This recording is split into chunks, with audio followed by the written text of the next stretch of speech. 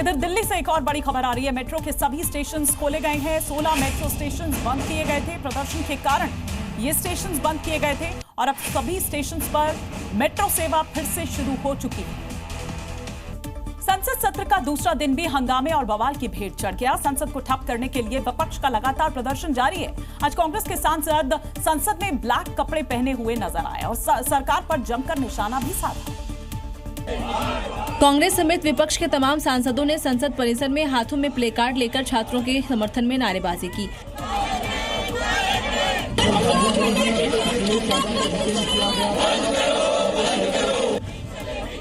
वहीं विपक्ष सांसदों ने सरकार के खिलाफ नारेबाजी करते हुए धर्मेंद्र प्रधान का इस्तीफा भी मांगा।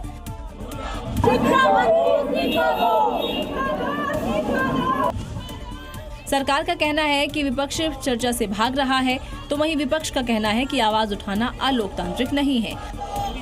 लोकतंत्र में सबसे बड़ी चीज क्या होती है? फ्रीडम ऑफ एक्सप्रेशन और right to protest, peaceful protest. इसमें कुछ अलोकतांत्रिक बात नहीं है। हमने जब खुले दिल से ऑफर किया सरकार की ओर से कि हम चर्चा चाहते हैं, तो उसको व्यवधान डालने के लिए कोई कंडीशन ऐसा डालेंगे ताकि चर्चा ही ना हो। दरअसल संसद नहीं चलने से हर रोज करीब 9 करोड़ रुपए का नुकसान हो रहा है और सदन में बहस नहीं होने से जवाबदेही तय नहीं हो पाती। इस मामले में अब राजनीति भी तेज हो गई है। सियासी पार्टियां अपने अपने हिसाब से वार पलटवार कर रही है। जहां सरकार विपक्ष पर छात्रों का इस्तेमाल कर राजनीति करने का आरोप लगा रही है, तो वहीं विपक्ष धर्मेंद्र प्रधान के इस्तीफे पर अड़ा हुआ।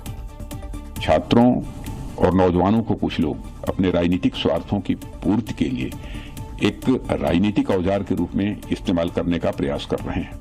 जब वो राजीनामा नहीं देंगे, निष्पक्षपात चर्चा यहाँ नहीं होगी। इसीलिए अगर निष्पक्षपात चर्चा होना, तो मैं रिक्वेस्ट करता हूँ गवर्नमेंट को वो रिजिग्नेशन दिलाए। यह प्रजातांत्रिक विरोधी गतिविधि साफ साफ संसद में दिख रही है। संसद की मर्यादाओं को तार तार करके ये प्रजातांत्रिक मूल्यों का हनन कर रहे हैं। और शुरू करिए डिस्कशन। और जो अपोजिशन की मांग है या जो बच्चों की मांग है, बिल्कुल उसको सरकार को चुप्पी तोड़नी चाहिए, जवाब देना चाहिए। बीते 24 घंटे में राहुल गांधी ने जो अपना नया अवतार पेश किया है, उसने कांग्रेस और उसके जो कार्यकर्ता हैं उनमें जोरदार उत्साह भर दिया है। कांग्रेस सदन से लेकर सड़क तक संग्राम के मूड में आ गई है और राहुल गांधी ने फिर से अपनी मांग सामने रख दी है, जिस पर मुख्यमंत्री योगी ने तगड़ा पलटवार किया। क्योंकि लंबे वक्त के बाद कांग्रेस के हाथ एक ऐसा मुद्दा लगा है जिसे वो अपने हाथ से आसानी से निकलने नहीं देना चाहेगी।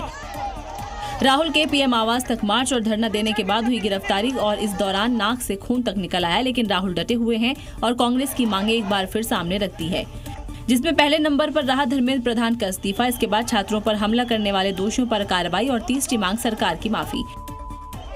साथ ही राहुल गांधी ने सरकार को एक्शन लेने की चुनौती तक दे डाली। Do whatever you want to me. 5 times, 10 times, I don't care. In fact, I like it because I learn from it. And the government's allegation on you? I don't care about government's allegations. Rahul की इन मांगों पर CM योगी ने कड़ा पलटवार किया और छात्रों को बदनाम करने का आरोप लगाया। कांग्रेस के गुंडे दिल्ली में संसद सत्र का घेराव करने का काम किया।